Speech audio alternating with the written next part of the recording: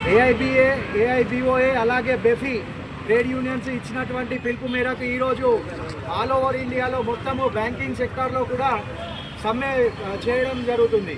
దీనికి మద్దతుగా ఐబాక్ వాళ్ళు కూడా ఫెటర్నల్ సపోర్ట్ ఇవ్వడం జరుగుతున్నది.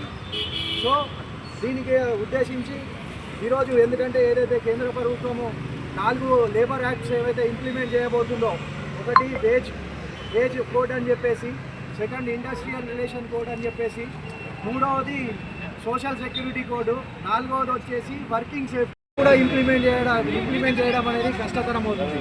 అంటే దాదాపు మొత్తము మన మేనేజ్మెంట్ చేతిలోనే మన ఎంప్లాయీస్ అందరినీ తీసుకెళ్ళి మేనేజ్మెంట్ చేతిలో పెట్టడం జరుగుతుంది.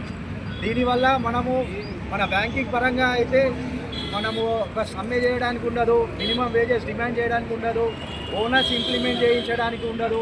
అలాగే మెయిన్ వచ్చేసి వర్కింగ్ అవర్స్ ఏదైతే మొన్ననే మనం 27 జనవరి రోజు మనము 5 డే బ్యాంకింగ్ కోసం గట్టిగా సమ్మె చేసాం ఆల్ ఓవర్ ఇండియాలో. దానిలో భాగంగానే ఈరోజు ఒకవేళ ఇది ఇంప్లిమెంట్ చేస్తే ఈ 4 కోడ్లు మినిమం వర్కింగ్ అవర్స్ అనేటివి కూడా మనకు 10 గంటలను మినిమం 10 అవర్స్ నుంచి 12 అవర్స్ వరకు పెంచడం జరుగుతుంది.